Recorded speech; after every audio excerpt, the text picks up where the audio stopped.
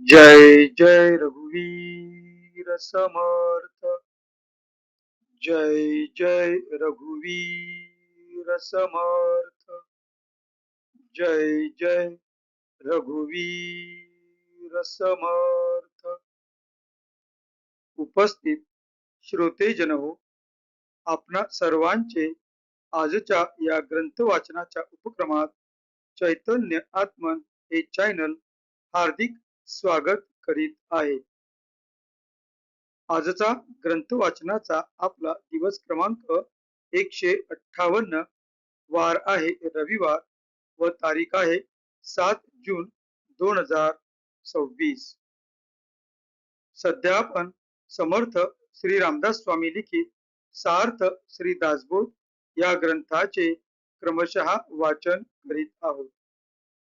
तेव्हा आजचे वाचन सुरू करण्यापूर्वी प्रथम आपण समर्थ श्री रामदास स्वामी यांना गुरुवंदना अर्पण करूया। गुरुर्ब्रह्मा गुरुर्विष्णू गुरुर्देवो महेश्वरः गुरुर्साक्षात् परब्रह्म तस्मै श्री गुरवे नमः। तस्मै श्री गुरवे नमः। तस्मै श्री गुरवे नमः। जय जय रघुवीर समर्थ। आता आपण सार्थ श्री दासबोध या ग्रंथाच्या श्रवणाच्या फलश्रुतीचे महत्व जाणून घेऊया। या फलश्रुतीचे सुंदर असे वर्णन समर्थ श्री रामदास स्वामी यांनी त्यांच्या सार्थ श्री दासबोध या ग्रंथातील प्रथम दशकातील प्रथम समासात केलेले आहे। या फलश्रुतीचे आता आपण वाचन करूया। सर्व संशय एकदम नाहीसे होऊन क्रियेमध्ये म्हणजे आचारामध्ये ताबडतोब फरक पडतो। सायुज्य मुक्तीचे रहस्य कळून येऊन तिच्या प्राप्तीचा सुलभ मार्ग सापडतो। दुसऱ्या बिकट साधनांचे कारण पडत नाही। अज्ञान, दुःख व भ्रांती यांचा नाश होऊन तत्काळ ज्ञानाचा लाभ होतो, अशी या ग्रंथाची फलश्रुती आहे। योग्यांचे परमभाग्य असे वैराग्य अंगामध्ये बांधते। विवेक व चातुर्य यथायोग्य प्राप्त होते। जे कोणी संशयग्रस्त, अवगुणी व अवलक्षणी असतील ते सुलक्षणी, धूर्त, तत्ववेत्ते, चतुर व समयज्ञ असे होतील। आळशी असतील ते उद्योगी होतील। पाप्यांना पश्चाताप होऊन ते शुद्ध होतील आणि भक्ती मार्गाचे निंदक असतील तेही भक्ती मार्गाला वंदन करू लागतील। बद्धांचेच मुमुक्षु होतील व मूर्ख अति दक्ष होतील। अभक्तांना भक्ती मार्गाच्या योगाने मोक्ष मिळेल। अनेक दोषांचा नाश होऊन पतित असतील तेच पावन होतील। तात्पर्य, हा ग्रंथ नुसता ऐकल्याने प्राण्याला उत्तम गती मिळेल। देहबुद्धीमुळे येणारे अनेक प्रकारचे धोके, संशयाचे अनेक धागेदोरे, संसारातील अनेक उद्वेग हा ग्रंथ ऐकल्याने नाश पावतील। हा ग्रंथ ऐकल्याने अधोगती चुकून मनास विश्रांती व समाधान मिळेल, अशी या ग्रंथाची फलश्रुती आहे। ज्याचा भावार्थ जसा असेल तसे त्याला फळ मिळेल। जय जय रघुवीर समर्थ। आता आपण सार्थ श्री दासबोध या ग्रंथाच्या क्रमशः वाचनास सुरुवात करूया। सध्या आपण या ग्रंथातील दशक मंत्रांचा या 5व्या दशकातील सत शिष्य लक्षण या तिसऱ्या समासाचे क्रमशः वाचन करीत आहोत. मागील भागात आपण या समासातील ओवी क्रमांक 71 ते ओवी क्रमांक 80 या 10 ओव्यांचे त्यांच्या मराठीतील अर्थासहित वाचन केले होते. आज आपण पुढील 10 ओव्यांचे वाचन करूया. आपणासमोर जे पृष्ठ दिसत आहे त्या पृष्ठातील 80 या अंकानंतर दीर्घसूत्री कृतघ्न पापी या शेवटच्या ओळीची सुरुवात होते, तर तेथूनच आपण आजच्या ग्रंथ वाचनास सुरुवात करूया. दीर्घसूत्री कृतघ्न पापी, कुकर्मी, कुतर्की, विकल्पी,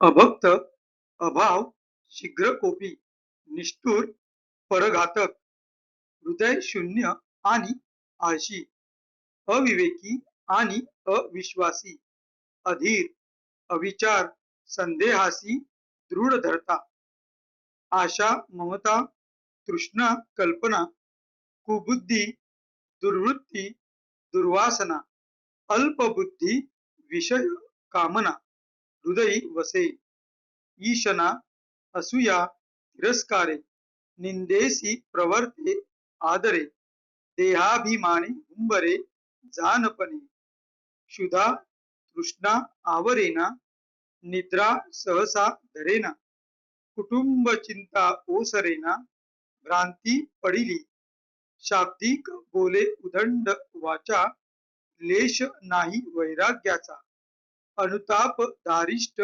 साधनाचा, मार्ग न धरी, भक्ती विरक्ती ना शांती, सद्वृत्ती लीनता ना दांती, कृपा दया ना तृप्ती, सुबुद्धी असेच ना, काया क्लेशी शरीरहीन, धर्म विषयी परम कृपन, क्रिया पालटेना कठीण, हृदय जयाचे, आर्जव नाही जनासी, जो अप्रिय सज्जनासी, जयाचे जीवी अहर्निशी, परन्यून वसे, सदा सर्व काळ लटिका, बोले माईक लापनिका, क्रिया विचार पाहता एका, वचनी सत्य नाही.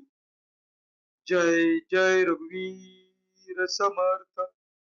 आता या 10 ओव्यांचा मराठीतील अनुवाद आपण पाहूया. आपणासमोर जे पृष्ठ दिसत आहे त्या पृष्ठातील 81 हा अंक चेंगट दीर्घसूत्री या शब्दांनी आजच्या मराठीतील अनुवादाच्या वाचनास आपण सुरुवात करीत आहोत. चेंगट म्हणजे दीर्घसूत्री किंवा कृष्ण कारस्थानी, कृतघ्न, पापी, कुकर्मी, कुतर्की, विकल्पी, अभक्त, अभाविक, शीघ्रकोपी, निष्ठुर, दुसऱ्याचा घात करणारा, निर्दय, आळशी, अविवेकी, अविश्वासी, अधीर, अविचारी आणि अतिशय शंखेखोर, आशा, ममता, तृष्णा, कल्पना, दुर्बुद्धी, दुर्वृत्ती, दुर्वासना, अल्पबुद्धी आणि विषयेच्छा हृदयात आहे.